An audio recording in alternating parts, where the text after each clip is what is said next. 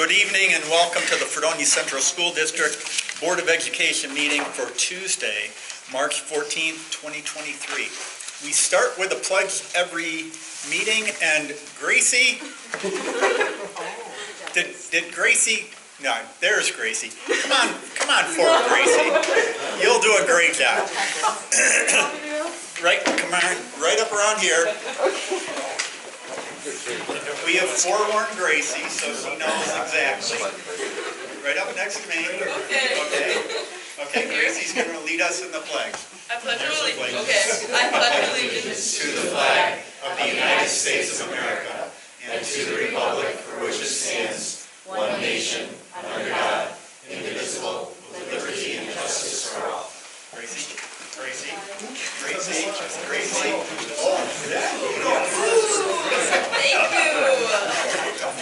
Thank you, Gracie.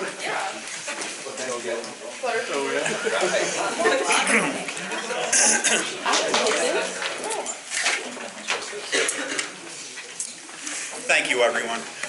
If I could I'm asking for a moment of silence for Marianne Nitro, a retired teacher who passed away recently.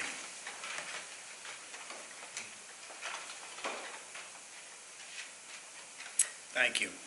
We have an agenda, an adoption of the consent agenda upon a motion and a second and an affirmative vote by members present approves each and every item so designated. However, prior to the adoption of the consent agenda, any board member may remove any item from the consent agenda and it will come up for discussion as part of the regular agenda.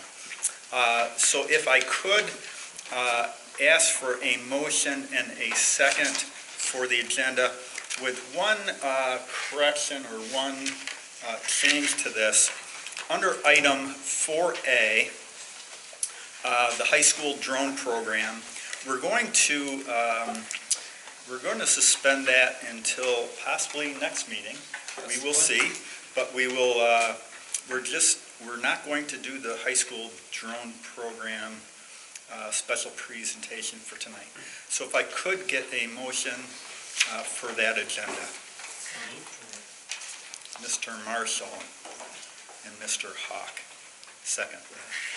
Is there anything anyone would like to pull out of the consent agenda? Okay. With that, all those in favor of approving that signify by saying aye. Aye. All opposed? Thank you. So the board is reserved this time to hear comments from the audience. Those wishing to address the board are asked to stand, give their name and address, and limit their comments to 5 minutes or less per individual or group. Concerns and comments during this session should be directly related to items listed on the proposed agenda for this meeting. Audience members seeking a response should complete a board correspondence sheet and return it to our district clerk, Christine Stoyl. Is there anyone who would like to address the board tonight? No? Okay. With that, we have special presentations with the personal fitness and nutrition class. Yeah, we are very excited to have Mrs. Lauder and Mr. Bertrando here this evening. And if you're not aware, there is a process in which a teacher or an individual can bring ideas forward to our high school administrative team for ideas for new courses. And that's always exciting that people are thinking about things that they can do. And it also, I think, really ties into our idea of how are we being innovative, how are we being dynamic, how are we being global in the learning opportunities that we're offering to students. And we look forward to the drone presentation, but the nice thing about potentially having them on the same night is that we talked a lot about what could these things look like that we might be doing, and some of them are very overtly technological, like the drones. Some gadgets and some remotes, and there's a lot there visual that's innovative. However, we also talked about, can something be innovative without it being tech-based or really even involving technology? And I think Mrs. Lauder and Mr. Bertrando have proved that that is absolutely true, that just the concept itself is innovative and dynamic and global. And not that they're not utilizing some tools and utilizing technology and doing some really engaging things with their students, but it's not as traditionally innovative as we might think around technology. So we are excited to hear a little bit more about the course. I also want to thank Mr. Paschke and Mr. Lauer for supporting these efforts and moving these things forward at the high school level. And we appreciate you guys' time and being here tonight, and feel free to take it away. Where would you like us to stand? Any particular spot? I think that's good. Okay. So first off, thank you for having us. This program or this class was really kind of 2 years in the making. Once Mrs. Smith retired, and we kind of figured that there wasn't going to be a replacement, just because those positions are tough to find. I got to thinking, I started bouncing ideas off Ms. Lauder, how can we kind of incorporate what she used to teach with the nutritional aspect, but also kind of put in the physical fitness aspect. We've all lived through COVID, we've all experienced it, and this hopefully is kind of a blend of a little bit of what we can do from a physical standpoint, but also then with what we're putting in our bodies to, kind of maximize that fitness. Okay. So really, we came together and thought that our goal is to create lifelong healthy habits, improving physical fitness, nutrition, and overall well-being. That's really kind of our goal for the class. And obviously, Mr. Bertrando being social studies and myself being health and physical education, we were able to come together and I think offer a really unique program. And we originally thought that we would love to co-teach it, but both of us teach way too many topics and subjects. So we basically have been really lucky to have this scheduling where he teaches a section of 25 students, block 1, 2, and I have my planning. And then I teach a section of 25 students, block 3, 4, and he has his planning. So we just, in our planning time, teach with each other. So there's always like 2 of us down in the fitness area, which you'll see there's, we have a lot of areas and it's just better. And when we get into the cooking, we want to make sure we have as many eyes as possible on what's happening. So it's really working out great so far. Yes. Yeah. And as Ms. Lauder said, this really is a lifelong lifestyle. Where they are now might not be where they are in 10, 15, 20 years. And we want them to at least have the opportunity to explore good practices, eating habits. It's really up to them with what they want to do with it. That's the nice thing about the course is it's very much individualized. And I would say we are much like on a hike. We're the guide, but it's their hike. We're there to make sure that they don't veer too far off course, but at the same time allowing them to be very open with what they want to do with their physical and nutritional plan. So if you look kind of at the roadmap, we started off with some personal baseline type of activities with the physical fitness portion. Basically, we have everyone in there, all walks of life, from kids that really are in sports already and quite great athletes to some other students in there that really are very uncomfortable with the whole aspect of going into a gym that is not completely structured by their physical educator and telling them when to rotate and when to do things. So it really is building confidence. So we started with the personal baseline of where they're at, and of course all of that is confidential. They don't share that out loud. We then have them setting goals, and we provide information each session. We do a little mini lecturette, like 15, 20 minutes on a topic, and then we followed up with a lab, and we started with the physical fitness portion of it, but now we are into the nutrition portion, so our lab will be in the kitchen, because room 535 has the kitchen attached to it, as well as we'll still work out too. But and then, they're going to be able to evaluate their progress. They're putting together a portfolio towards the end, where they're able to see how far they came, and hopefully this will last for life. That's the goal. And a lot of them, they had different goals in mind when they started out. Some was to gain weight, some was to put on muscle, to lose weight, to drop their 40 time. Whatever it may be, it's really individualized. But the nice thing is they're constantly able to assess and modify the program as it goes, as they're working out. And we're very excited because we're finally getting to that point now where we're adding in the nutrition component to really kind of fuel the fire with everything else, so they know what they should be ingesting to maximize what they're looking to gain or lose. So this is just an example. I mean, it's obviously a generic example that they do make an individualized fitness plan completely their own. It's completely whatever their goals are. And so every single one of them looks different, and their portfolios will be completely different too. And that's, that's real life. That's what's going to happen when they leave high school. That's what's going to happen if and when they go to college or graduate from college, if and when they start working and want to be lifelong, healthy individuals. They're going to have to make a plan and make time for it, like all of us. So that's just, an example of that. And we've really tried to encourage them to diversify their plan as much as possible, hitting the 5 related health fields: muscular strength, endurance, body mass index, flexibility, and cardio. Whether or not they get that in every single 40-minute session may not be the case, but we are, encouraging them to say, hey, if we don't get it in here, remember, you've got time throughout the day, later on in the day, maybe early morning, to make sure that you're hitting all 5 of those components. Some of our big athletes that are like, listen, I go to the gym 2 hours a day, we said, we know, but what part are you going to do right now? And they're like, oh, flexibility. It's always a hit, like, stretching. You can never do enough stretching. So here are the components of health-related fitness. This is just a picture of a few, students working out, and that's our fitness center. And this is some cardio in the fitness center.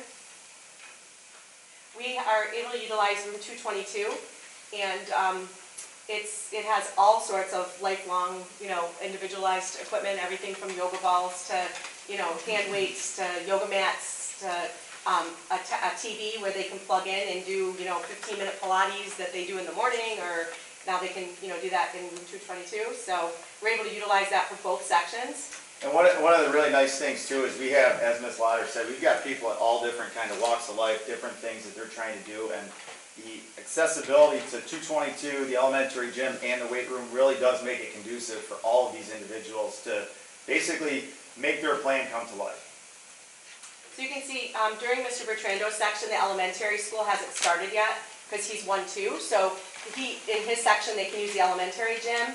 And those elementary PE teachers, for the most part, most of the physical education staff has been extremely supportive of this and asking what they can do, how is it going, offering ideas, and they're willing to share the space too. And you'll see the next one is the high school gym, because there is not a class during my section. So it really just works out that all of these spaces are available. So they're able to really work their program. And honestly, having us kind of with Mr. Romans and Ms. Davis, what they were able to do scheduling-wise, having both of us down there, it helps us to be able to cover those areas and ensure that everyone is doing what they're supposed to be doing in a safe and sound manner. So the next section after the physical fitness was healthy habits. We covered hydration, sleep, stress, performance-enhancing drugs, and thinking about all the dangers of performance-enhancing. All sorts of substances, things that they are hearing, seeing, maybe being offered, and obviously hearing in our news as with elite athletes. So, and this is a picture of progressive muscle relaxation we took them through. As far as the stress, the entire class was in a progressive muscle relaxation activity, and they gave it a shot. Not sure it worked for all of them, but they at least tried it. As we mentioned, we are now kind of moving into the nutrition portion here, which we're very excited about, because early on there was a lot of students who initially said, yeah, I've got an idea what to do to the gym, I'm comfortable going to the gym, but I don't know what I should really be eating, or how much I should be eating, or what I should be specifically eating. And that's where we are really excited to move forward with the course, because now we can kind of allow them to understand that you can't out-train a bad diet. Doesn't matter how many sit-ups, how many miles you run, eventually it's going to catch up to you, you're going to maximize and max out. And with the nutritional portion, again, we're hoping to just, not only teach them lifelong habits, but also give them maybe that little extra that they're missing to really enhance and maximize their physical component of it. The last one, those cooking skills, based on today's lecture, we're happy to be doing this. Because there were a few that we just go, what? Yeah, so here's some cooking. Not gonna lie, this is staged because we're not into the cooking part, but we want everyone to know that we are thinking about the fact that this is public school, public health, and we have 25 plus all the rest of the tasters. Lots of potential taste testers, and we're being very safe about it and making sure there's no foodborne illness. And we've got aprons and gloves and thermometers for when there's meat. We'll make sure it's cooked, and we're going to cook with them, starting very slowly. Mrs. Lauder did a very nice job, it was a very comprehensive, I guess, lesson today to make sure we went over kitchen safety and handling of food, washing hands, everything that they would need to know. Once we start, we're confident that they're going to be able to handle it. So we'll get into, label reading and talking about the technology part. Obviously, there are a lot of apps and a lot of technology out there where they don't really have to pen and paper log things and do that sort of thing. So, especially like MyFitnessPal, if you've ever had any experience with that, and MyPlate.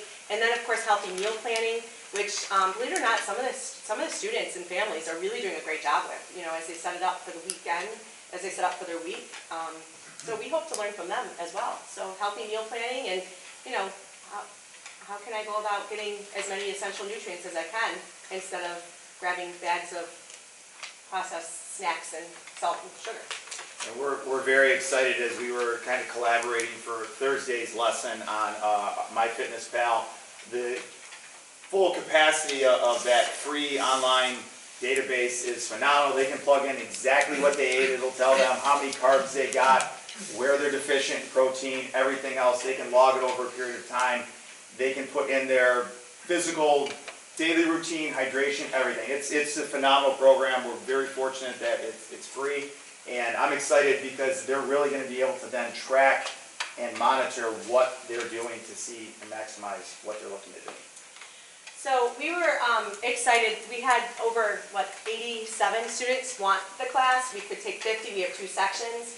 And these are obviously students that are interested in this area, but we recognize that as they get into this, there might be some areas they're more comfortable with or not. So we know that as they're tracking and as they're going through this information, that they can be as private as they want. I mean, it's not like they have to share everything about it to us or to them, so to each other. So it is very individualized, and so far it's going great. Yeah, and really, Ms. Lauder and I, in both of our classes, we've had students who have just come up to us privately and said, thank you. We never thought we could walk into a gym and feel comfortable, and now all of a sudden we've got this confidence, we have this ability to go in there and not worry about if we're being judged, what other people are thinking about us. And this is the type of course, as Dr. Z said, that allows students to be the best version of themselves, and we're excited to be able to offer it and hopefully offer it in the future. Yeah. One more thing, it's co-ed, and it is also really 9th through 12th grade, but we asked, especially in the beginning, if we could try to have juniors and seniors. So it's mostly upperclassmen, but having said that, I have a couple freshmen that's just probably what they needed for their 6th class in it. And like you said, some of them in the co-ed situation, especially when some of these people are really benching a lot. Well, now they're benching right along with them, and they're like, this is not so scary. So it's kind of cool. Thanks. Questions? So thank you for sharing. I was curious about 50 versus 87 wanting it. So that's really good to kind of understand. And I guess is it a full year offering? So it's only a semester. So presumably then we could get 50 per semester. Is it something that we can offer every semester? Or? Not yet. Okay. I'll defer to Mr. Paschke. Yeah. Well, right now, I mean, with all the classes that they're teaching right now, we only have free time, not free time, but we only have time enough to combine them for this. So we only offered a 2nd semester this year to start it off. We're looking to grow it. It's definitely very popular and I think a worthwhile endeavor. So it's something that we are looking at, but we may need to look at staffing for that. Thank you so much. My son is taking this class, and he went to the gym today. I tried to get him a McDonald's burger. He wouldn't let me. So I just love that it's real-life application and something valuable for someone's whole life. That's fantastic. So thank you so much. Thank you. Yeah, my questions were answered. I had all the same questions. I love it. I think it's fantastic. We know that as a nation, there's a problem with health and wellness and fitness, so this is fabulous. It's probably something that most kids, or many kids, don't even think about, so this is fabulous.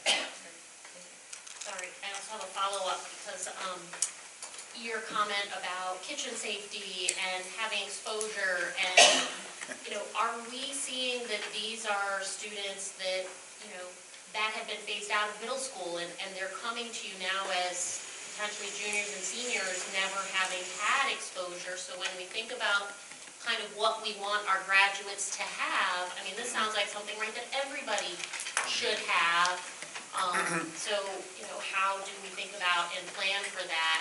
Because I don't think we want our students leaving this building not knowing kind of some basic things about kitchen and their health, and kind of being able to have that lifelong focus. So, I mean, I think it's fantastic. I guess just how can we hit more students and offer this more?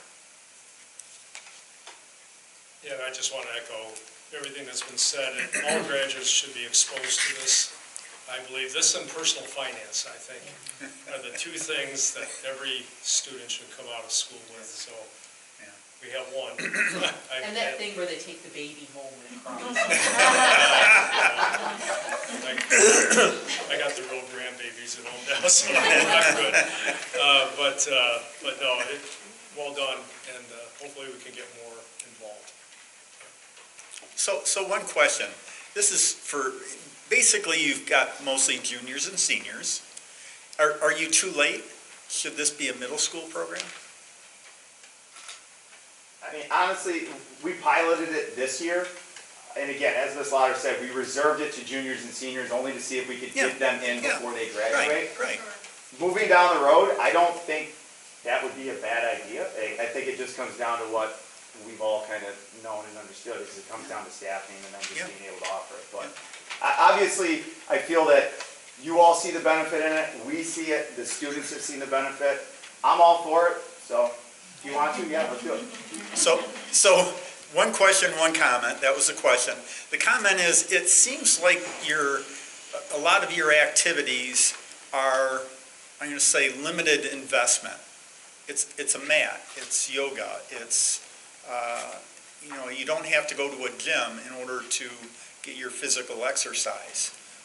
Is that planned, or is that just because a lot of people, when they first start out, don't have money to go out and buy a $2,000 treadmill or something? Well, really both. I mean, we're exposing them to, obviously, the things that we do have here at the school that they would see if they wanted to go to a gym.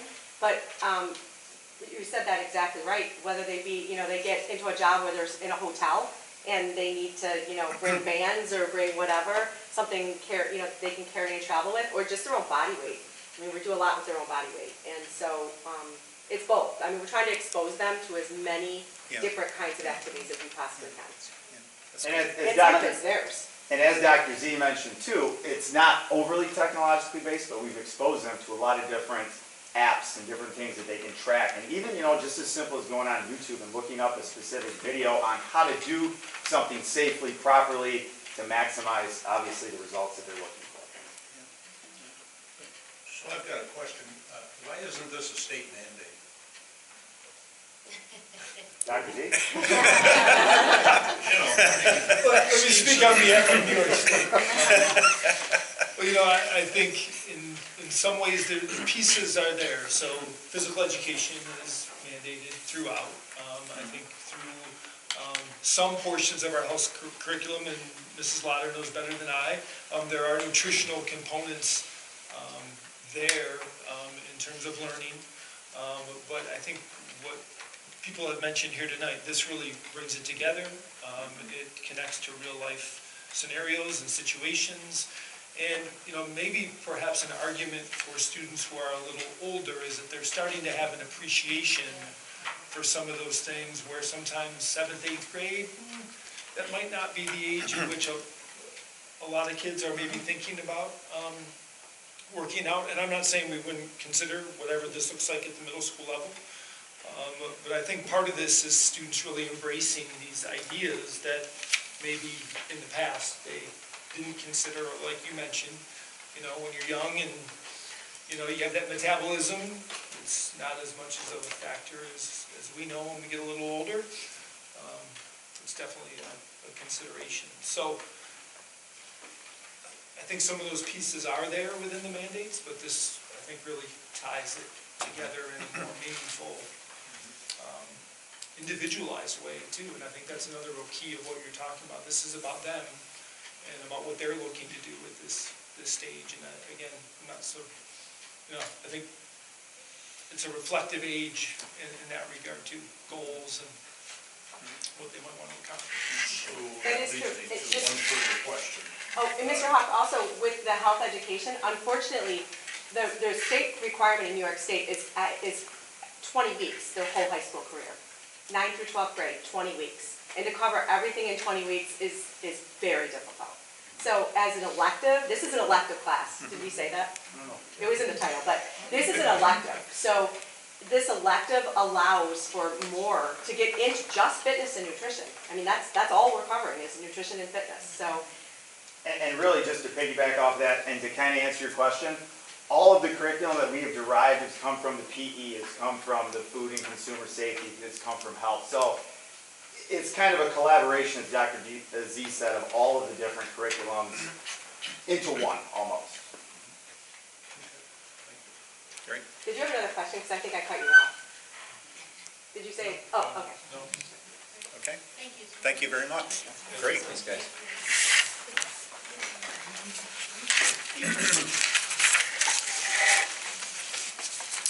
Next, we have the budget presentation with Mr. Forbes.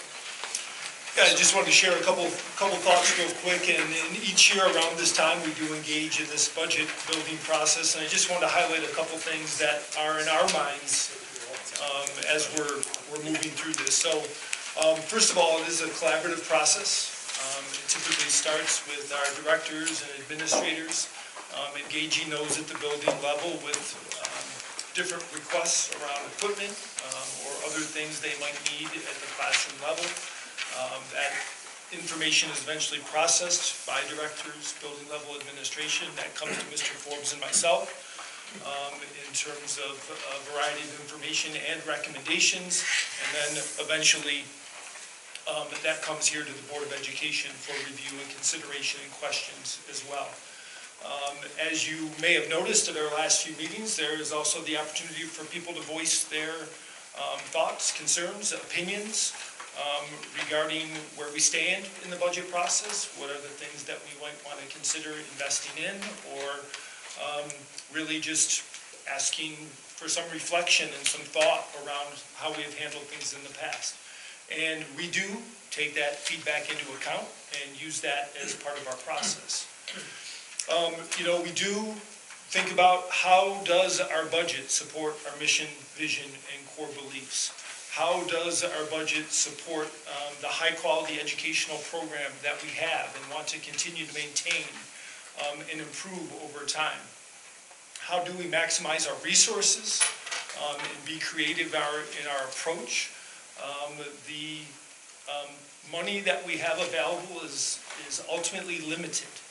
And there are restrictions in how much money is available to us. So we really need to think about how we maximize and how we really make the best use of that funding, because in the end, we want students to have a great experience here in their pre-K-12 time with us. We want them to have meaningful and thoughtful learning opportunities. And in a lot of ways, this all comes back to the budget. And how is it we can support those things, how we can pay for those aspects of our program that need to happen for students to be able to take full advantage of this. That is coupled with thinking about our community and how do we do all this at a price that our community can afford, our community can feel good about, and our community can ultimately support in a budget vote to give us permission to spend a certain amount of money each year on efficiently, effectively running our school and offering these opportunities. So all that is in the mix. We do take this part of our job very seriously, and it's an incredibly important process, and we also hope that us taking our time, having a process in place, reflect some respect for our community and our taxpayers in this process as well. So, having said that, this is sort of the introductory presentation to the budget for next school year. This is some preliminary information. We're going to be following up with another presentation 2 weeks from tonight, and then ultimately, hopefully, adopting a budget in about a month or so. So, Mr. Forbes, what do you have to share with us this evening? Thank you. So, as Dr. Zapp mentioned, we're pretty much about halfway through the process right now.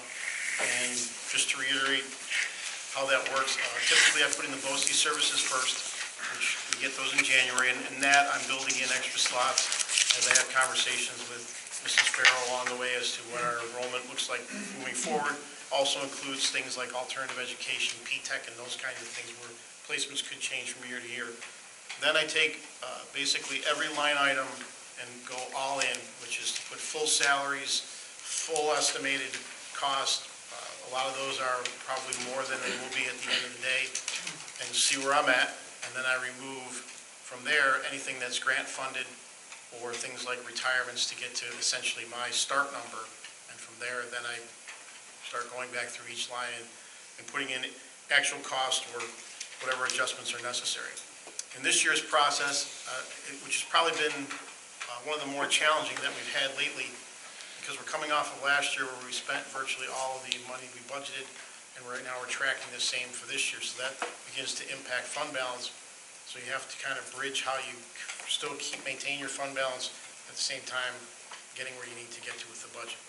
Normally, the all-in, I'm around $3.5 million before I get moving. This year was over $4.5 million. Literally every line that you looked at seemed like, oh my gosh, that went up too, that went up too. And I will get to a couple of the big ticket items in a few slides. But just to give you an idea from where we stand today, this is the final, left-hand side is the final 22-23 budget.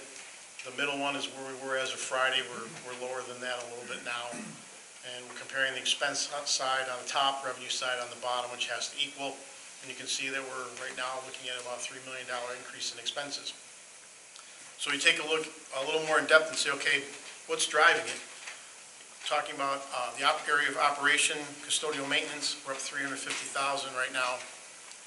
Part of that is things that we know we have to spend. For example, we have the building condition survey coming up, which is going to be approximately $95,000. But we don't get aid for that until the subsequent year, so that becomes a pure cost there. The instructional areas, which includes salaries, things like alternative education, BOCES services, material supplies, contractual expense, and the instructional side, non-special ed, we're up $793,000. Special education, which has the high cost aspect to it, we're up $788,000. Transportation, a couple of additional off-site placements, plus the transportation companies are allowed to increase their rates under the contract by the CPI, which was high this year. We're up almost $200,000 there. Benefits, $650,000 being driven by a 7% increase in health insurance, which is among the largest that we've had in the last 10 years. So all those things we have to kind of work through and see where we land. And all those numbers do have, at this point, additional monies built in, projected additional slots at BOCES, things of that nature that we're now beginning to pull back to try to get this down where we need to get to. We do have, and I should thank Mrs. Slagle, who doesn't like the black and white version. She did the color additions and the changes. So if I stumble on a slide, it's because it doesn't look familiar to me. We do have a very good tax cap this year, which we didn't anticipate based upon last year. Last year, the first run of the tax cap, we were actually a negative. When you plug it into the controller's office formula, it didn't allow us to move debt service, and so we had to use their number, which ended up being a positive. This year, when you factor all the growth factors and inflation and things of that nature, our tax levy limit is actually 3.51%, which is one of the higher ones that we've had, and you'll see that in a forthcoming slide. Again, the tax levy limit, just as a reminder, is not a 2% cap. That's the base of it, but it varies by district depending on the exclusions and debt service and things of that nature. So taking a look at the tax levy limit just to see how we've compared, anything that's got an X alongside on the right-hand side is a year in which we were underneath what we would have been allowed to do.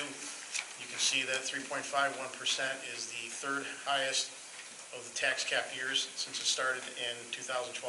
You can see on the tax levy column in the middle, on the left-hand side there, where we ended up with our tax levy in comparison to the actual levy limit. So in the last 4 years, you've had a 0, a 1, a 0, and a 1% tax levy.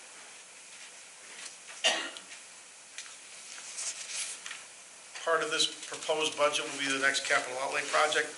We're suggesting at this point additional work at Wheelock School for blacktop repair. You may recall that we did some in the last capital outlay project, which was to come off of Chestnut, do the bus loop, and get down alongside the building. The backside towards the football field is in need of repair, as is a section between the building and the maintenance garage. So we're proposing doing that. If you do outside work, you have to have $10,000 of inside work. We have a number of classrooms that we're looking at replacing floor tile and or carpet. So I think we can easily accomplish the $10,000 worth of work on the inside, and then we're required to have an architect look at it, so there's an architect's fee included as part of the $100,000. Taking then a look at some of the bigger ticket items that are driving this. Right now we have $100,000 of custodial maintenance equipment. In 21, 22, and 22, 23, we virtually cut all of those requests out. We have placeholders in right now for 2 contracts that will be forthcoming. The administrator's contract and the CSDA contract, which is cafeteria and teacher aides. Our occupational education expense is up $56,000 because we have more students attending BOCES VOTEC. High-cost special education placements, we've had a couple of additional students move in. So we're up right now $513,000, and that number does include, at the point of printing, 3 extra slots. I've eliminated a couple of those since last week. As I mentioned, medical prescription drug premiums are up 7%. We are in the Chautauqua County Consortium, so if we weren't in the consortium, they would probably be higher, but part of the driving factor was increased hospitalization and increased medications coming off of COVID. BOCES Alternative Education Program, which includes WAVE, which is the remote learning, we're up $114,000. And that would be because I had, I believe, 2 slots budgeted last year, and I think we're currently at 6 or 7, which are high school students.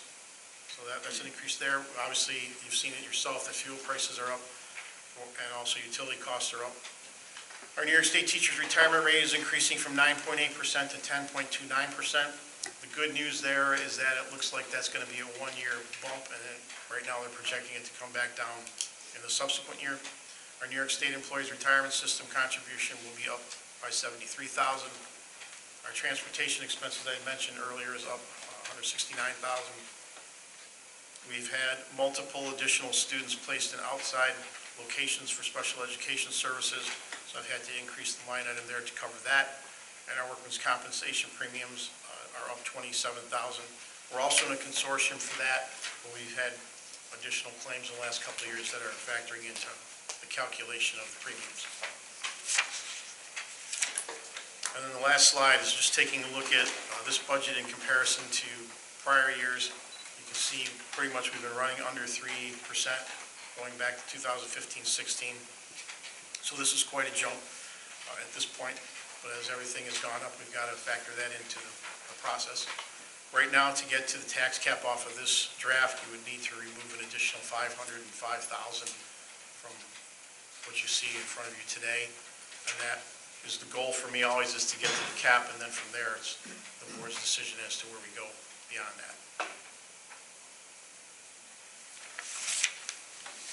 Could you repeat what you told us about that, like 514,000, but since that was printed, a couple of placements dropped out? Is that what you said? No, they didn't drop out. What I continued to work on the budget, obviously, so this is a snapshot. That was last week. Since then, I've gone in and said, okay, I'm carrying 3 extra slots at BOCES for high cost. What's my pattern been?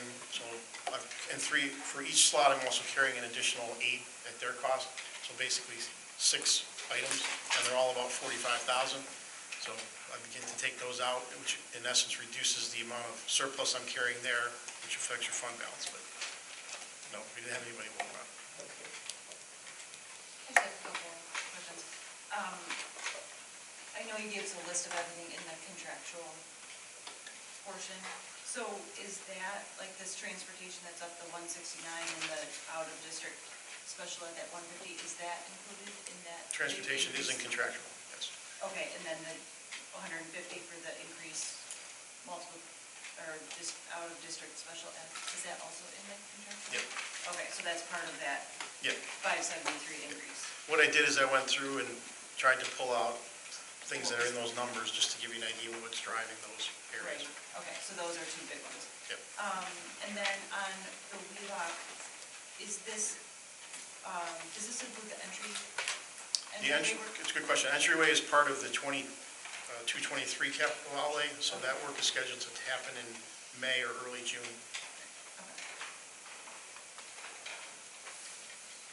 So with this budget as it stands, it is maintaining our status quo of programming with no extras, nothing, just reflecting the increase in costs and...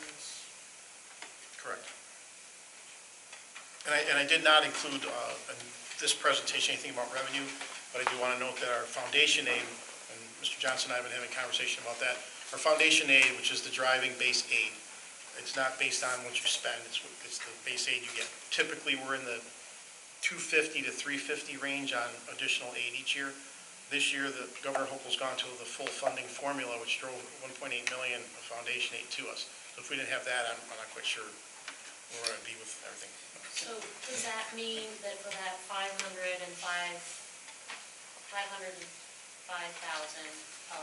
that we have to look at eliminating programs, or, I mean, how are we gonna find $500,000 from our base? At the same point in time of this draft, I also have a list of codes that I have classified as either, yes, I'm 100% sure this is gonna be surplus, or this could be on a good day. And I totaled those up, and it was about 1.3 million. So now I'm taking those off, which is part of it was the removal of the special education thing. So that number gets reduced, because we don't want to carry that much, and also it reduces the need to get down 500,000, so. However, since our administrative team and our principals, directors are always looking to take the next step, they have recommendations that have come forward for a variety of things, and that includes additional staffing. So right as of in this moment, there's no additional staffing in here. However, at our administrative council meeting tomorrow, we are talking about that, coming back to that. We've had individual meetings with each principal, building, or director. Now we're kind of bringing all that together to revisit that discussion. Where exactly we'll land, we don't know, but certainly we don't want to be stagnant. We don't want to just say, well, we don't have the money for this, therefore things just remain as they are. But we probably need to engage in a conversation tomorrow about priority and what is the biggest bang for our buck, and what might that look like in each building, or at each level, and what can we do to keep things moving forward. Certainly there is never a desire to cut anything or take away a program that's in place, but there is the ability to think a little bit differently, use our resources slightly differently, and be able to maintain and hopefully take a step forward in the program. So, I mean, I appreciate that you shared some of those requests with us so that we can kind of understand, and we saw a great program tonight, of course, all things that we want to invest in. So the next round will show kind of where we've made progress in there, and hopefully where we have the opportunity, or at least to make some decisions about how some of those evolutions could be included. Right. There's still opportunity for that potentially. Yep, absolutely. And I think just like the conversation we had last board meeting, with some of those requests that have come up mid-year, we try to think about what's critical. We try to think about, again, what would be the biggest leverage for moving our students forward. And if this isn't something that can happen now, is there a way to plan for that down the road? Or can we phase things in a way that makes sense? And again, moves, at least we take a step forward with what we're trying to do. This is a little bit more challenging than the first couple of years I've been here. with some of the items that John has listed here, but we're gonna keep working and try to be as thoughtful, creative as possible to make things happen for us. And another part of that too, when Dr. Zedek's have been talking about the staffing, Dr. Wright as well, and I just don't have it in there right now. One of the things that we're being careful about is what we're applying with state aid. Typically, the governor's proposal is the lowest amount we get, but there's been some things that I've seen where the legislature may not be on board with the full funding that Kathy Hochul's doing, which would be a big negative to us. If it goes the way it normally goes, we may have additional funds coming, which would help us reduce the budget or fund other positions. So kind of walking that line a little bit with that. So, Mr. Forbes, just to confirm, ARP, COVID money, that's not reflected in here at all in terms of revenue or expenses? The rescue plan money has to be coded in the special aid fund. Right. So anyone or anything that we're purchasing needs to be shifted out. So in my original all-in, I had full salaries for anybody who's in the ARP, and now they've been shifted out. And all those salaries that we've added due to that runs out at the end of next year. Correct. Right.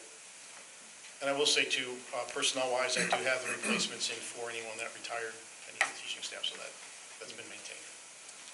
It's a pretty sobering reality of inflation when you look at this, and, every year we have about a $500,000 increase in our budget, and this year it's $3 million.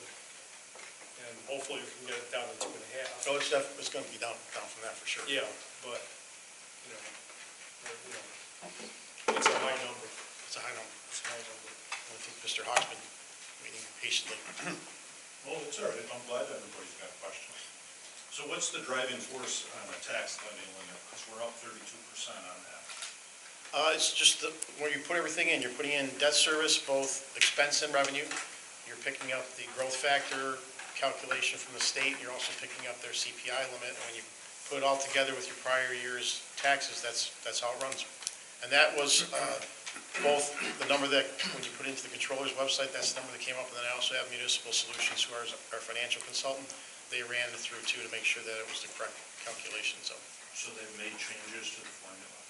Formula hasn't changed. It's the growth factor will change each year, the CPI will change each year, your debt service will change each year, and then when you begin to compare those things in the formula, then it drives you up or down. Because the debt service is what I recall being the biggest driving factor on the formula. Right, and then they did add, there's some BOCES exclusions that in the first reiteration of the tax cap they didn't have, and now they have. So our inclusion generated a positive increase in the cap. And then, so to your revenue side, I understand that this is all just kind of a Hail Mary sort of budget.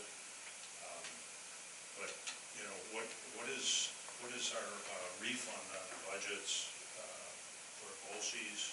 What's our refund? Is this all in this piece for our capital projects, for our one-time expenditures, pieces like our chimney?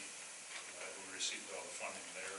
The APR or ARP, the federal funding, rescue money, how much have we invested there and how much will we be receiving back? It's not looked at as revenue here. Well, the ARP is completely separate, so that has no impact on the general fund because it's maintained in the federal fund, so there's nothing there.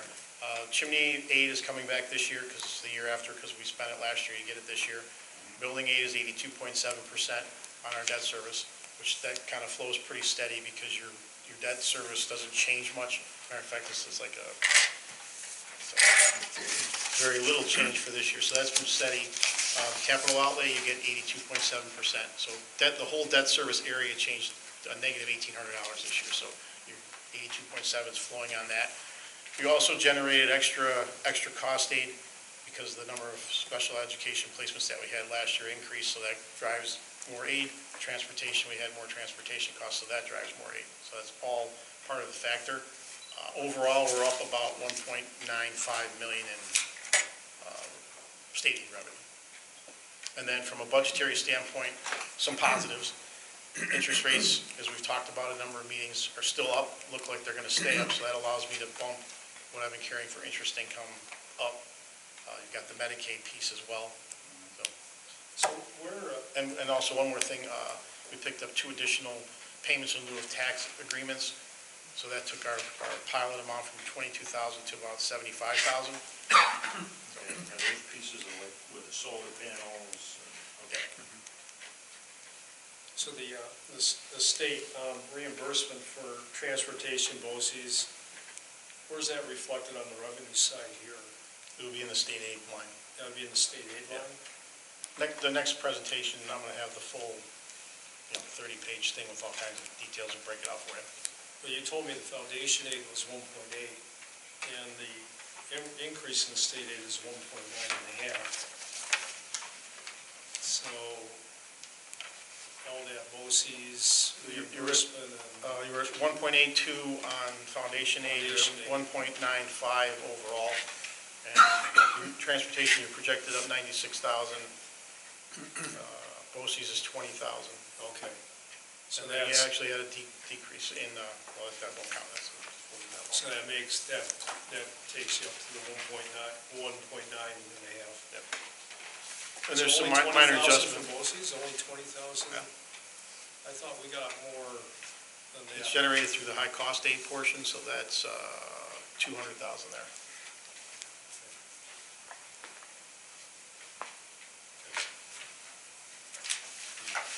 Any other questions? Just am curious, on the Wheelock entryway, I know there was like a bureaucratic red tape holdup, so that's been cleared. Yeah, we're moving forward. Everything's going good.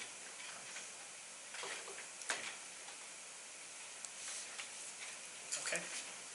Okay. Thank you, John. I know it's, you put a lot of work into this. It's a different year, isn't it? Different year, yeah. I like the other ones better. No. Thank you, Mr. Forbes. Next, we have the approval of minutes from our last meeting. Can I have a motion to bring that to the floor, please? So Who do we have here? Steve got it. I'll Steve? second it. Okay. Four days in there, too. All right. Any questions on that? All those in favor signify by saying aye. All opposed? Thank you. We have the financial treasurer's report and the approval of the purchase of equipment for health and safety. Could I have a motion to bring that to the floor, please? Ms. Powell-Fortna, and a second. Second. Marcia. Mr. Ziliak. Yeah, to give a little background here. So, again, over the last couple of weeks, we've been talking about requests, thoughts, ideas that come in mid-year that weren't necessarily budgeted for. And again, I don't mean to frame that in a negative way. Each year, things come up and situations occur.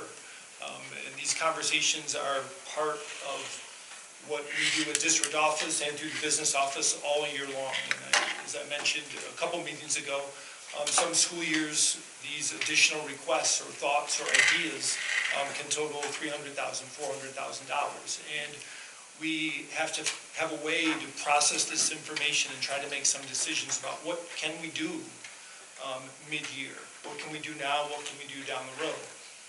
And again, as you've noticed at some of our meetings lately, some of these ideas have continued to come forward. So we do tend to think in terms of prioritization, again, what is critical. And out of the things that have come recently, one struck us as a governance team around health, safety, and wellness. One of the concerns that was brought forward was around AED machines and their availability and accessibility to our students and our adults who might be on our campus. And the specific example that was referenced was on the backfields, where sometimes there's multiple games going on, a track meet, a baseball game, a softball game, maybe even some tennis happening further down. And that we really have only one AED machine located in the shed near the track. And how quickly could we get that to one of those locations in probably an intense situation where people would need to be thinking clearly to really maximize that time. And that made an impression on us, but then we also started to think, well, you know, are we always prepared for these things if something or a game is at the Orange Bowl? What about if the baseball team is playing at the Chestnut Street field? For that matter, what about away games? Are we relying on other schools and other people to provide things for us that probably in the heat of that situation, we wouldn't be able to go get those things ourselves? What about while we're transporting on buses to and from sporting events? Do we have any equipment there that could be helpful? And we really just started thinking about really anywhere our sports teams and our athletic program do they have the equipment that potentially maximizes the ability to save someone's life or really prioritize safety and wellness? So we really started thinking about what does that look like for our students and also for the adults that are attached to our students or are present for some of those activities. And we started looking at a couple different options. One of the things that we've looked into, and you've probably seen this in maybe some other places, there are these AED centers or kiosks that you might see that are literally cemented into the ground. They typically have power. Some of them have heat, so the AED stays warm in colder weather. Often a phone line attached to that. It's a structure that's fairly expensive. And we thought, well, we could put one of those out back. It was estimated that the cost, depending on the different variables, would be somewhere between $8,000 and probably $12,000, $13,000, $14,000 to put one of those units in. However, it would get the AEDs closer to our field. But then we started thinking about those other scenarios, Orange Bowl, Chestnut, away games, all of those things, and we started to think perhaps the most beneficial option would be to purchase an AED machine for each of our teams. So at any one time, we don't have more than 12 sports teams operating at once, so that would mean 12 AED machines. We have 2 portable machines right now that travel with teams that have students or adults with unique health needs. And that is helpful, but certainly not having an AED in each coach's or each team's hands whenever needed.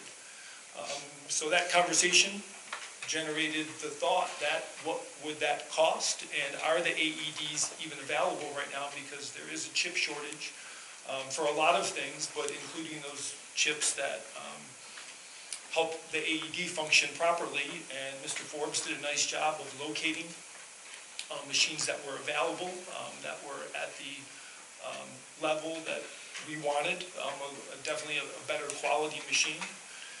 And tonight, we are looking to move forward with the purchase of those extra 10 machines. Again, that would give us 12, and that would mean every team would travel with an AED. That would include practices, bus, games, tournaments, wherever they might be.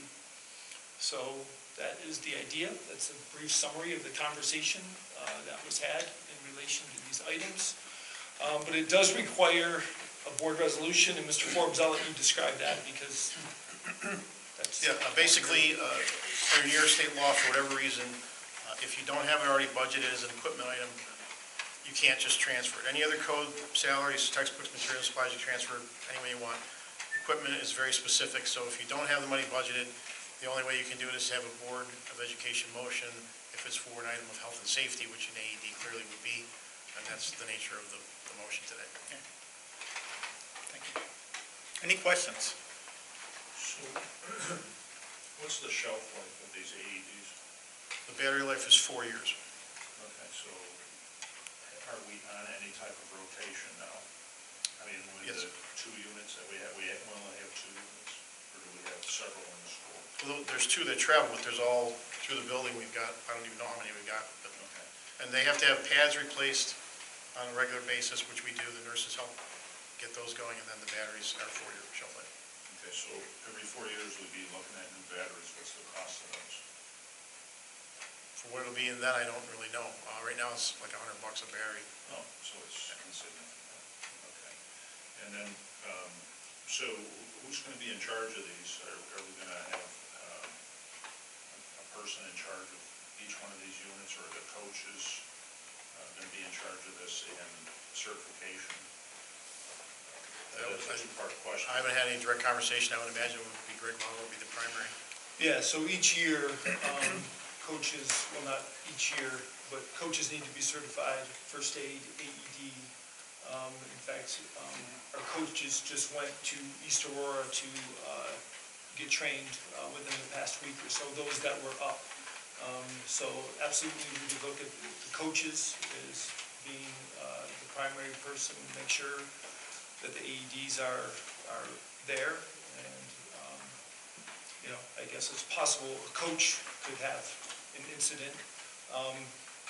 The other really helpful thing about AEDs is that they literally speak to you. You open it, it starts to give you directions, and, not that the training's not important, but in a true emergency situation, it tells somebody what they need to do. So then the coaches would be responsible for these AEDs? Sure. Yeah. I mean, I look at it as just another piece of equipment that they have. And what did you say the cost was per machine? Well, $17.95, and then there's $50 of shipping and handling, so it ends up being roughly $1,800 a unit. I would just like to reiterate, how grateful we are that this issue was brought to us, that we weren't aware that maybe we had this gap in our field. So we do definitely appreciate the public raising issues to us, and that again, that we can have a conversation and prioritize something that we think is this critical and move as quickly as we can. So thank you, Mr. Forbes, for really making that happen, and appreciate, again, being made aware that we have this gap. And we did get these just for point of information through Cardiac Life, which is the vendor that we've used for all the other AEDs have. So they're familiar with what we have. It's very similar, so there won't be a lot of differences. People are used to being trained on one or the other, so. Anything else? I know, Mr. Forbes, you're pretty tight with the dollar. And I know mid-budget, having an expense is tough for you. And I don't like making quick decisions on budget things. And I appreciate the fact that, we've thought about this, but we realize that there is a time concern. But thank you for that. And we're able to get a kind of a volume discount too, which made me a little happier. Yeah. Yeah, that's good. Okay.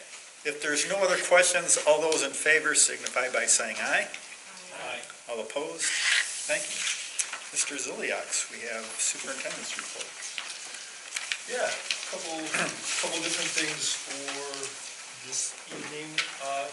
The first thing I want to mention and bring us, at least as a governance team, back to is that earlier the school year we negotiated with the FTA and successfully reached an agreement, which is now in place. However, with any negotiation, there are moments and items that come up that become a little bit of a sticking point.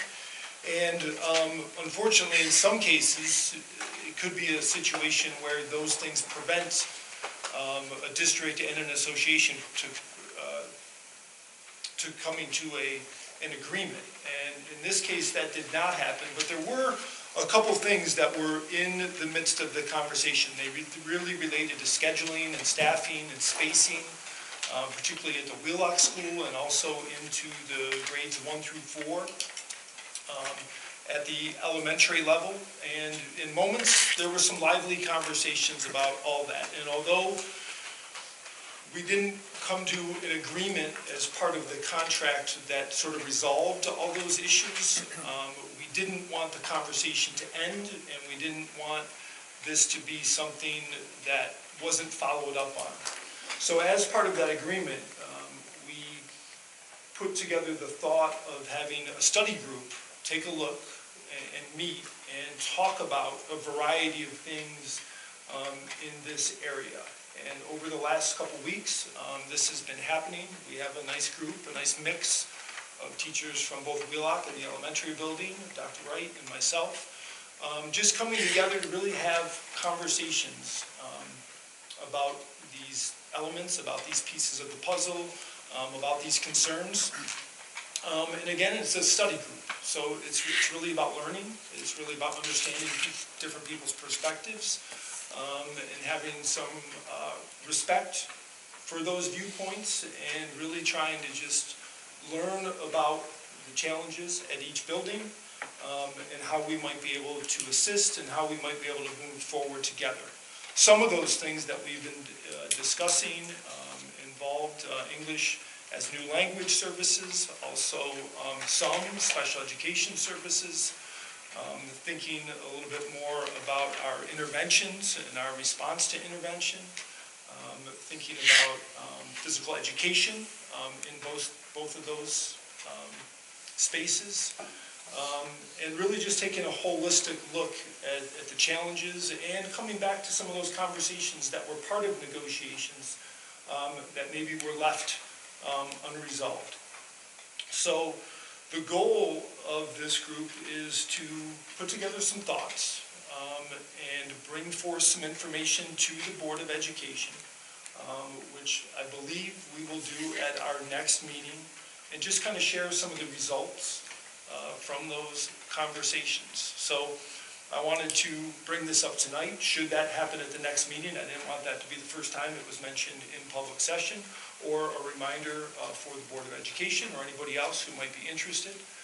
But I've appreciated, and I'll give Dr. Wright a chance to speak, just the open dialogue and just people coming together and being willing to think about these different topics holistically, not necessarily get too caught up in, well, I work in this particular building, so I'm only really thinking about it from one particular lens, and that includes from a district office lens. I have a broader understanding of some of these issues now, and I feel really good about what this group has done in really the spirit of learning. So, Dr. Wright, anything else you want to add there? Thank you, Dr. That's one of the first things that we did as a group is we did something, it's a typical tool, which is a KWL chart, what I know, what I want to know, and then we still have yet to do what I've learned.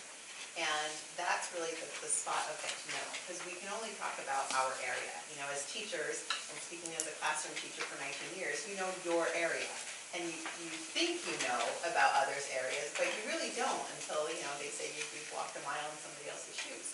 And so the first part of what we did is what do we know, and then what do we want to know, and that gave every single person a chance to share from their perspective the strengths, the highlights, the constraints, why they, you know, something may or may not work, and it really was an eye-opener for everybody at the table, and allows all of us to come together on those core beliefs of listening with positive, you know, communicating, listening with positive intent, the integrity, the respect for each other's disciplines, the respect for the different, you know, challenges that we all face, and I think helped us to see a more broad picture of education from UP-K through 4 in a more holistic way versus a grade level or a special area or even a building.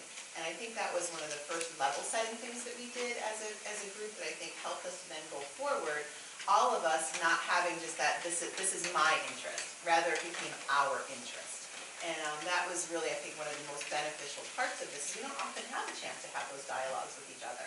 And then we engaged in something called the SWOT process, looking at the strengths, weaknesses, opportunities, and threats to all of these things, including, as we saw, budget, you know, and things like that, to say, okay, we can say what we want, but now how do we get there? What are the opportunities that we can investigate to say, let's consider these things? And that's really what it is to study the situation, and to do that, you have to really kind of, you know, I gave the analogy of it's like that closet you clean out. You open it up and you're like, oh my goodness. And the first thing you have to do is make a giant mess of taking it all out of the closet. I'm like, what do I even have here, right? And then we start to sort and we're like, okay, this is, you know, here's the stuff that we don't even need this anymore, or here's the stuff that I want to donate, or this is the stuff, oh no, this is the valuable things. And it gave all of us a chance to do that as a group together, to hear from each other why something I might think isn't that big of a deal really is a big deal and is a value-added thing. And somebody else might say, I love this, but I do see how it really doesn't fit with our mission, vision, or what our students need to know today. And so that's been a really helpful process, that it truly has been a study, and a study to help all of us get on the same page with the same knowledge, in the same way, in the same conversation, in the same room. And that sameness isn't something we often have as educators because we're siloed in our classroom or in our discipline. So it's really been a great process to work through together, and I'm very grateful to have been able to work, side by side in a partnership with our FBA members that are part of the committee. Any questions about that portion? I got a couple other more housekeeping things, but.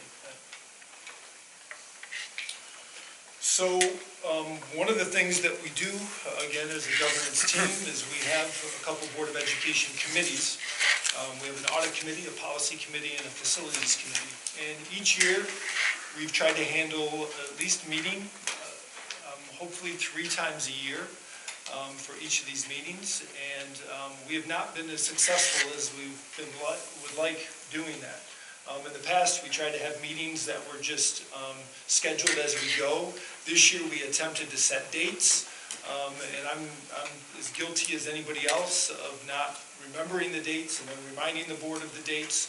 So I was hoping tonight we could come back to at least the plan that we had for this school year, and you'll see that, in theory, we should have had 2 meetings by now for each committee. So I at least wanted to pose the idea of setting some dates and times tonight, or it's something I could follow up with in the update for this week. I could put out several options for each, and you guys could let me know which would work for you. So I just think we need to come back to this, settle on times, and then follow through on those meetings, and I will be as helpful as I possibly can in reminding everybody of those dates. I suggest we do the last thing that you said. Okay, so I will break down each committee, audit, policy, and facilities, throw out a variety of dates. People can pick which ones work for them, and hopefully there'll be some commonalities between the 3, 4 people attached to each of those. The only one that might you might need a little time before we can meet is the policy committee, because there's a lot of prep and planning that goes in to that meeting, so that would be a hard one to do like next week, or maybe even the week after, but we can go from there. Dr. Ziliak, just as a point of order and clarification for us, I very much appreciate you kind of taking ownership and keeping us on track, but is that something that we should have kind of an owner as a board member from each committee that is actually driving this? What is the typical approach? So in some districts I've worked, there is a chair of a particular committee, and they kind of take, like, all right, sort of the organizer and somebody who is responsible, or at least is willing to take on that role of like, hey, meeting coming up, and some emails. That is something we could consider, absolutely. Or other ideas similar to that. So we have chairs now? I know we did on the policy, or I'm sorry, the audit committee. I don't think we had on any of the other committees, which was always the administration setting the reminders out. Right. Yeah. And then the other piece that seems to be conflicting is we've got 3 people on the committees, but sometimes 1 or 2 can't make it. But still no reason to cancel the meeting. Yeah. Yeah, and I think we've probably been a little oversensitive to that, and we have canceled some meeting wanting to have full participation, and also wanting to people feel like we were willing to be flexible in moments. But I think at this point in time, again, not as being successful as we would like, I think we just need to set the dates and have the meetings. The board meetings are on the calendar, right? Correct. Could these be on the calendar? I mean, so they're. Sure, I mean, we still need somebody to monitor us yeah, and remind us. yeah. Yeah, But- we could do that. Christine? We could do that, it's just in the past, we've tried to afford enough flexibility that if a board member can't make it, they don't feel, we've just afforded some flexibility in the past, and I think that's why we haven't committed it to like a public schedule. But if we want to Yeah. make that a priority and make it set, this is what it is, make it or don't, you know, we can move forward that way, it's just a preference. It might be a good idea because they are supposed to be open to the public also. Yeah. Yep, yeah, there's no, I mean, you know, there's no reason it's not transparent, it's just. And as Tom said, I mean, we like everybody there, but if one couldn't make it, two, we still could probably do it, so. Yeah. So, but, yeah, putting it on the calendar might be, they still have to be on it, they don't. Mr. Forbes, correct me if I'm wrong, but the audit committee is really dictated by when certain events happen, like the audit, the outside audit. Yeah, there's some that are required timing, and then when the audit committee first started, we had the internal audit going as well, which kind of got off with COVID and our enrollments below the required to do that. So that took away typically what would be a separate meeting in the fall and a separate meeting in the spring. And then we've got Mr. Sedota, who is due to give the committee a report, but that will be very lengthy. So it's been kind of hop, skip, But around. it's really tough to predict when an audit committee meeting will happen, 1st of July, when we create the schedule, because it will change. And Mr. Hawk's correct, at one point we did have a chair, and I think when the people changed, then we kind of lost that. Okay. Last thing, we do have a couple upcoming negotiations, which we're starting to prepare for and communicate regarding. We have negotiations with the CSEA as well as the FAA, or our administrative unit. And, you know, like with the FTA and SSSA, there were board members who participated in those processes. So again, we could have a dialogue tonight, resolve who would like to participate in those negotiations, or it's something I can include in the update, and we could work it out through that process as well. So, Do you know the dates? we don't have dates set right now. I mean, just kind of, what do you think they're going to be starting? And Well, what just for activity? by contract, correct me if I'm wrong, Mr. Paschke, we need to have an initial meeting by April 15th. Yeah, April 15th. So definitely be something prior to then, and then we set the schedule.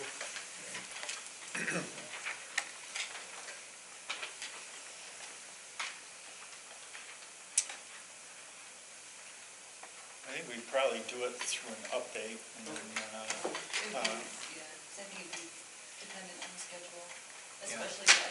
very much. It might be easier to get an idea of when than. But, yeah, you can't put me down for the administrator contract. Fair enough. You were involved in that the last time. I don't know if you want to continue.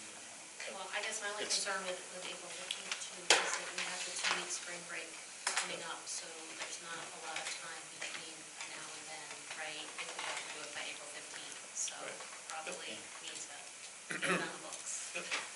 Agreed. Okay.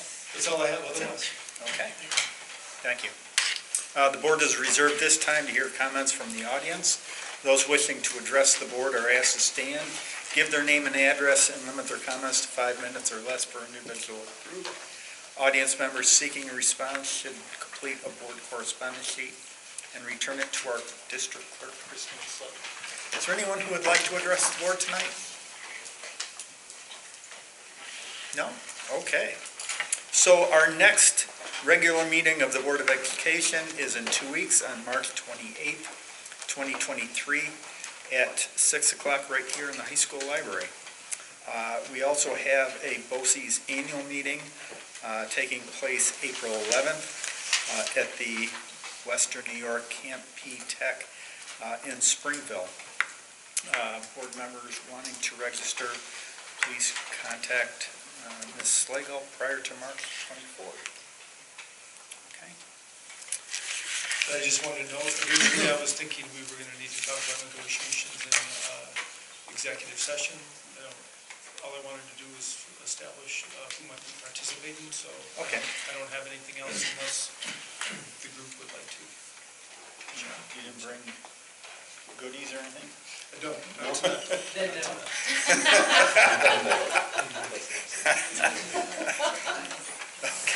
Okay. Mr. Johnston? Well, first again, okay. Yeah. Well, thanks for the presentation tonight, it was awesome.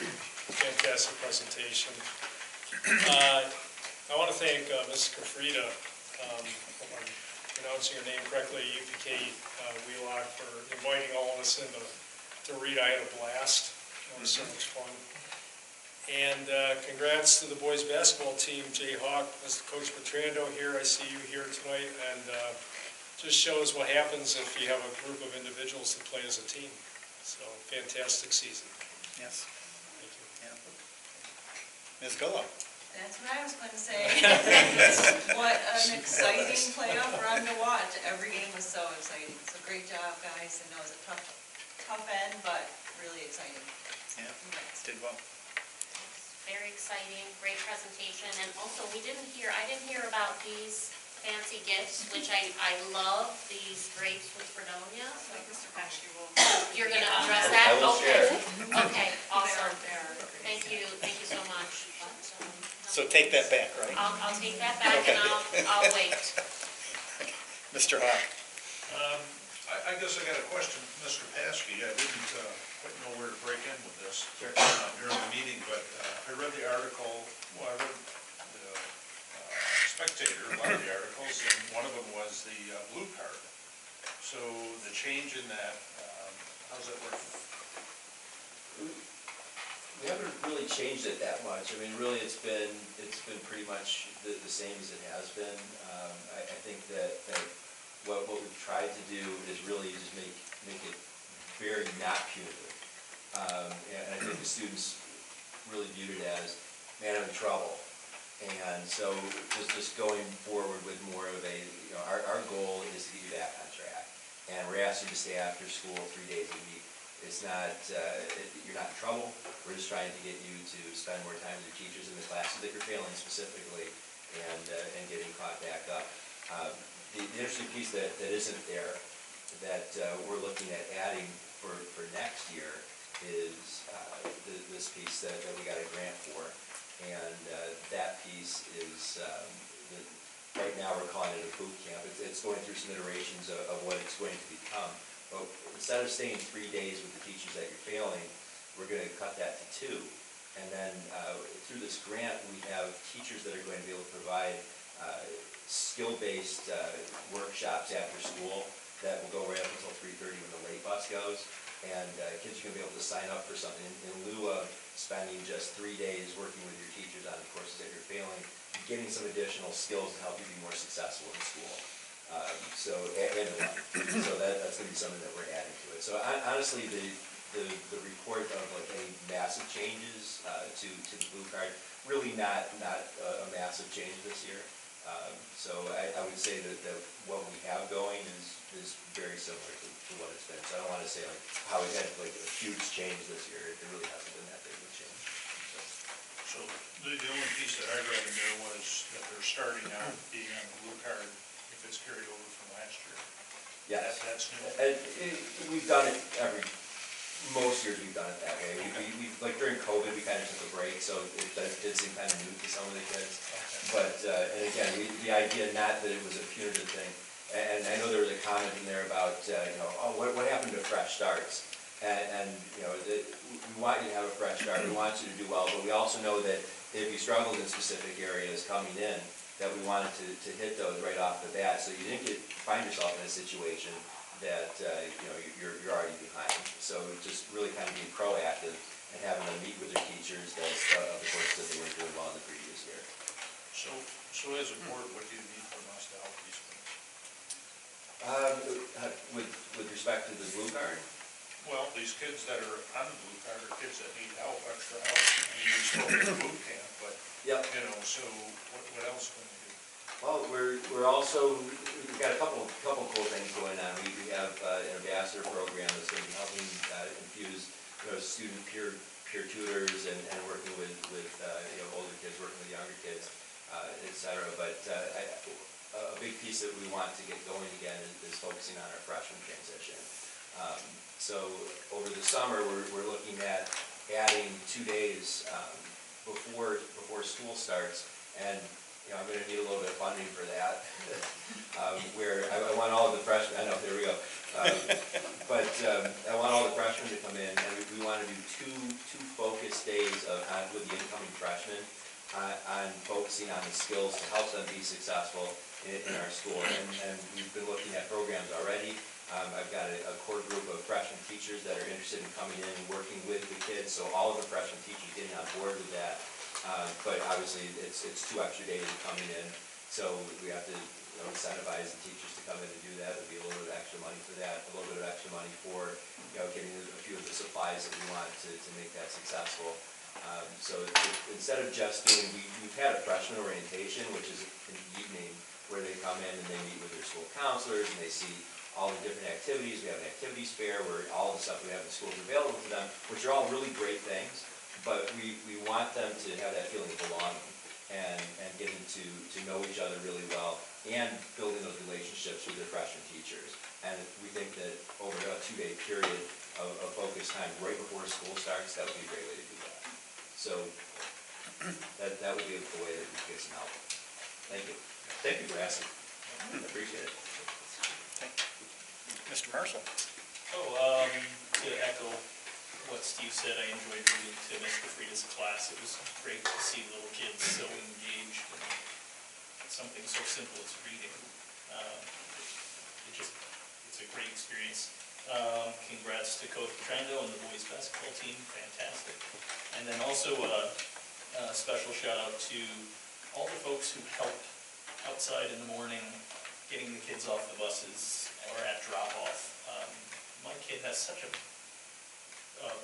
positive response to all of the positivity that's outside. Even on a cold, cruddy, overcast, rainy day, I see her get out of the car excited to talk to someone who's helping her cross. So it's a great thing that we do, so thanks for that.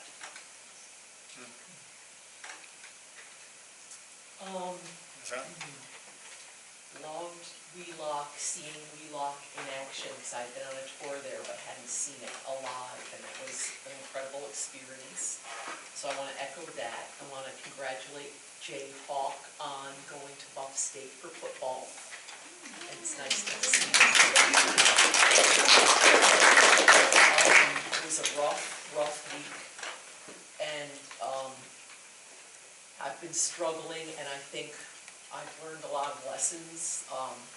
My own son taught me grace because I was so angry and he had no anger. And what a lesson, like, just to have your child be like a better person than you are. And we had a kind of fateful experience yesterday. We were at Tuscany and I was with him, but I didn't see this. He told me about it.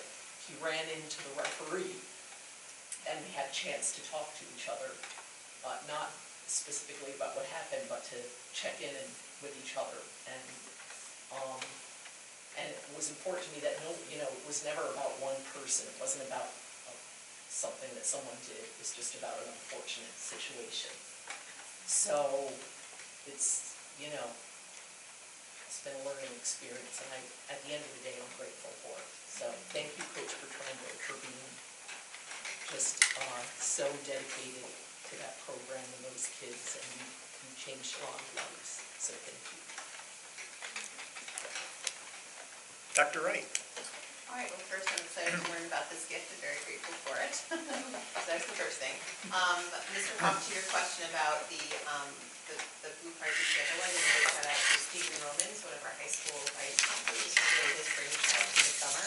We had something with the ARP funding called the State Reserves, which is the part that is reserved from New York State from the federal ARP fund.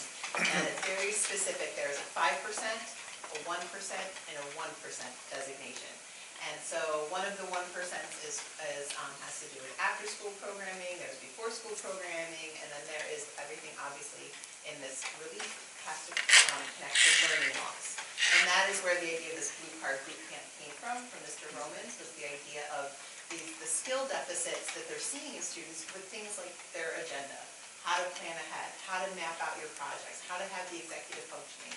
And the idea was to embed these success skills into the blue card system to help them overall. So while it's still help with social studies or help with an English essay, it's also to say, okay, let's have, as Mr. Paschke said, these dedicated teachers, teach some skills on how do we study, how do we plan this out, how do we do this as transferable to all classes in your entire high school experience.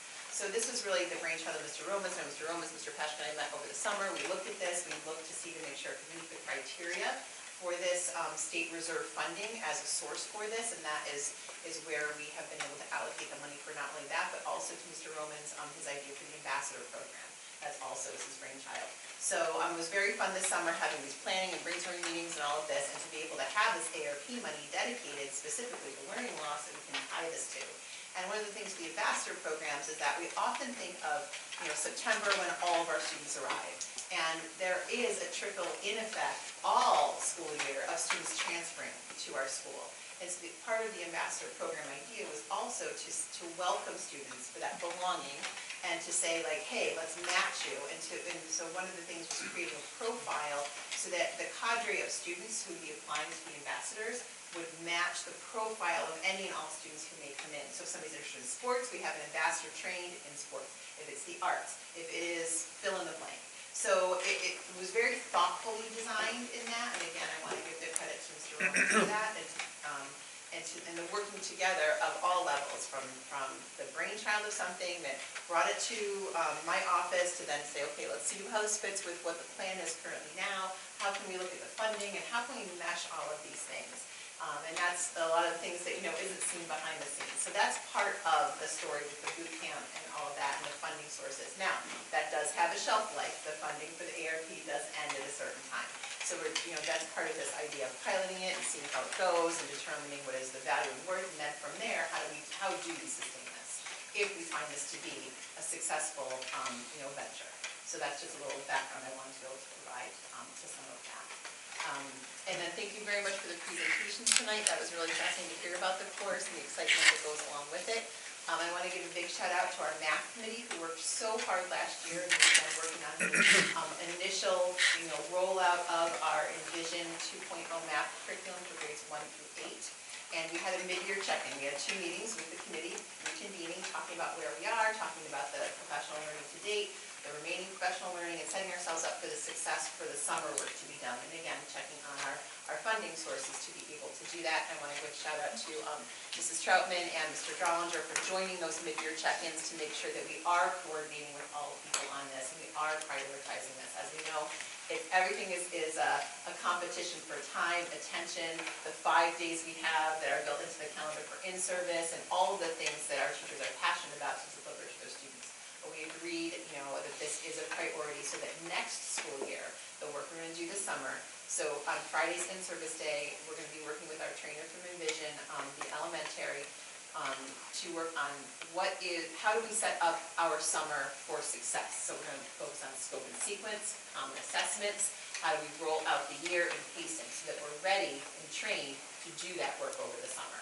So we're really excited about that. And then finally, I just want to give a big shout out to Coach Bertrando and your entire basketball team. It was just absolutely incredible being there at the game, and the role model and the ability to take the situation as it was and to demonstrate grace and to have every single one of your athletes do the same was something to be commended and applauded tremendously. So thank you and congratulations to all of you for an amazing, amazing season. Thank you. Mr. Paschke, before you make any comment, I've got a question for you. Sure. What's going to be for dessert at the Aldrich household tonight? Mr. Paschke, you're a math teacher. Oh, pie. Apple pie. Yes, wonderful. Is that a segue into anything you're talking about today? Today is pie day. Today is 3.14. 3.14.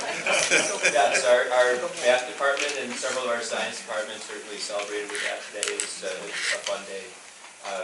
Even Mr. Caserta from the social studies department sent me a text today, and he goes, just so you know, we celebrate this too. And he had our third president, our first president, and our fourth president. And he goes, this is how we represent PI. I love that. I thought that was really slick. I've never seen that one before. The presentation, see 3.14 is pi. Thank you guys for the presentation. I just want to point out that this was their brainchild. It was brought to us from them, and there are so many people involved in the success of this. As they mentioned, our school counselors were developing a schedule that would allow everything to be free, and for them to be able to work together, to the extra help from the PE department. Just fantastic course, and it is something that we'd like to continue offering and continue to grow. It's been a great semester so far. I mean, we've really only done this for one quarter so far. And it's amazing. The kids love it.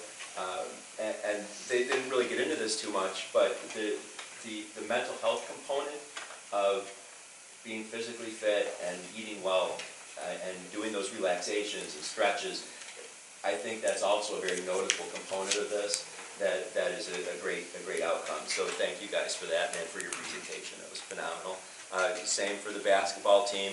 I'm right there with you because I was really not happy when I was sitting in the stands.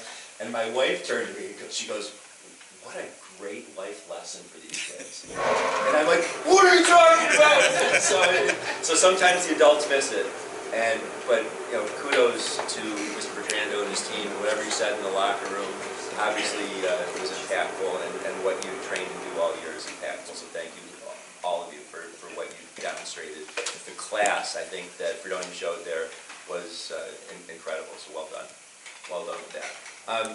The gifts, Randy Newby stopped by to my office and said, "Hey, I've got some ceramic gifts that I would love to give to the board." And so they are just from her for no particular reason, other than she's very appreciative, and so are our kids. And she wanted to make sure that you all were appreciated. So I do have a little background. It's not a special day. What's that? I do have a little background on them, though. Okay. Okay, please. She didn't share that with me, so. Okay. Well, this will be in our next s'more, which will be out tomorrow. I'm kind of skipping ahead here.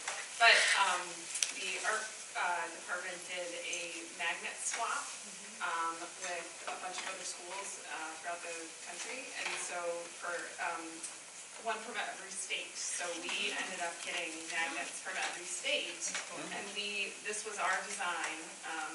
So they created this design, and then they sent 50 of those out to other schools. So it was a really cool way for them to learn about other states and other students throughout the country. So this is the result of that work. Well, how nice. That's nice to have known. Can you please forward that to them? Because we care about them, I want them to know how much we appreciate them. I think it's a cool story that came with it. Display in the art hallway too. Yeah, And yeah. they see how it explains it. Yes. That's so neat. I wonder what it is. As a Pennsylvania girl, I was very excited to see the Yinzer magnet. That is nice. Okay, so now I know. Thank you. Okay? You are appreciated. Okay, just very quickly, a couple other quick things.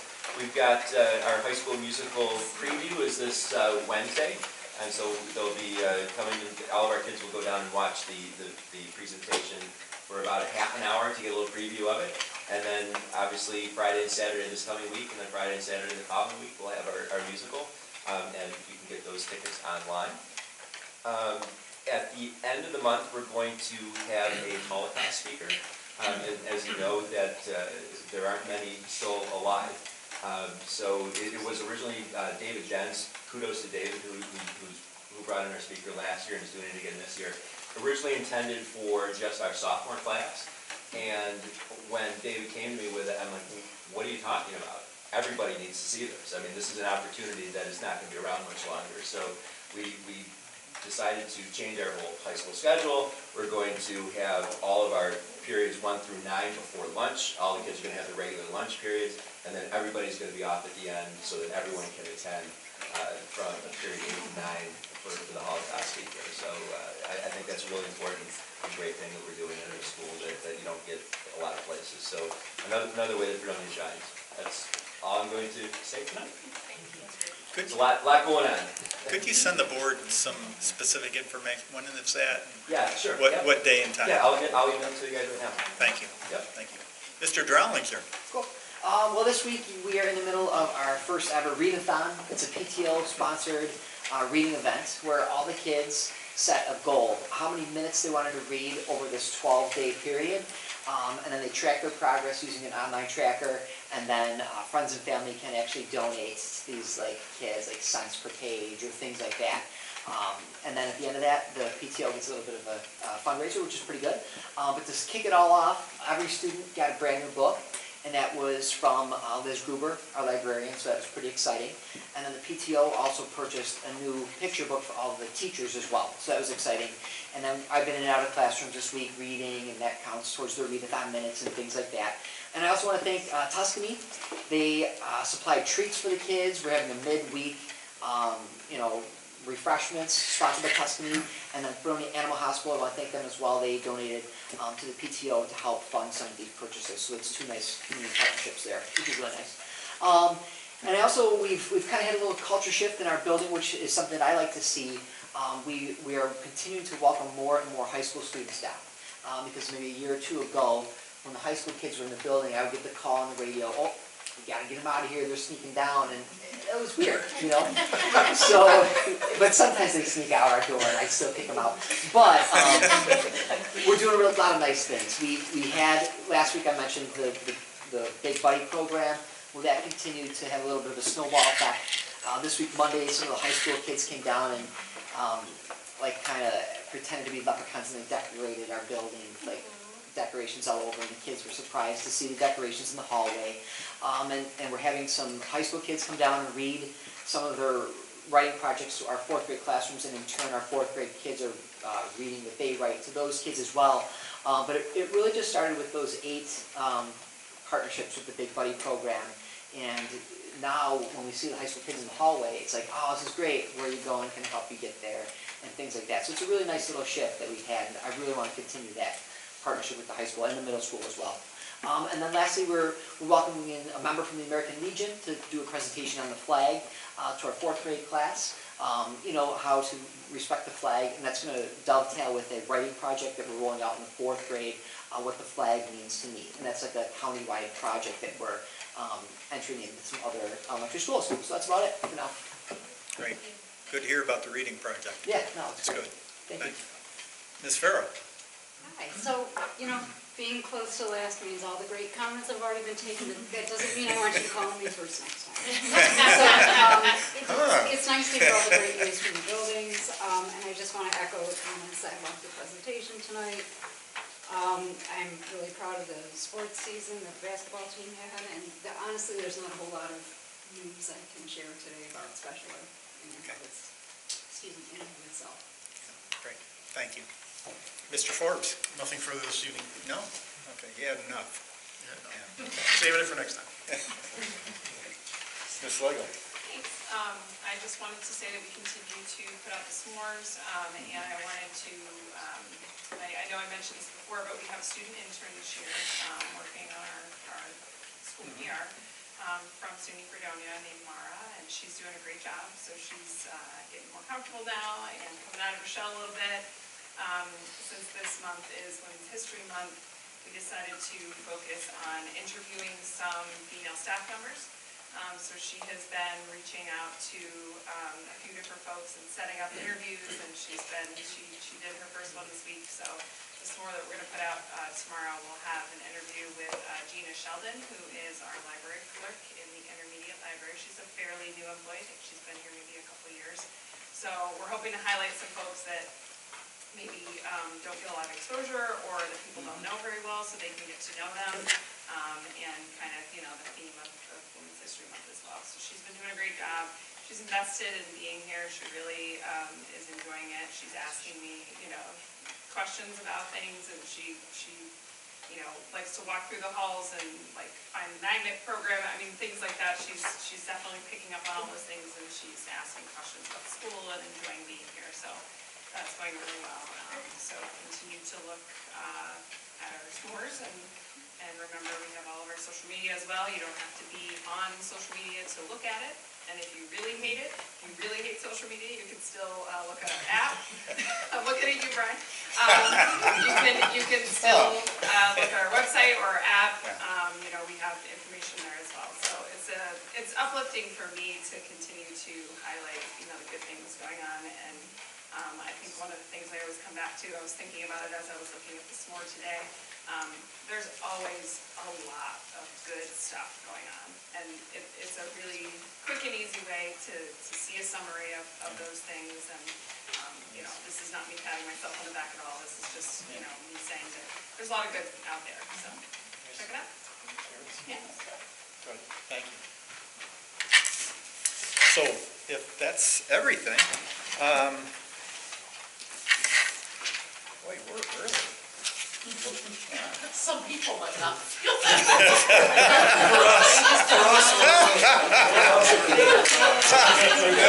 We got another 2 hours. Clock change. Clock change. Okay. If there's nothing else, then I will take a motion to adjourn. So moved. Okay. All those in favor signify by saying aye. Aye. Thank you very much, everyone. So if I send to the school board at FCSD that whatever, that goes to all of them? Yes. Okay. Thank you.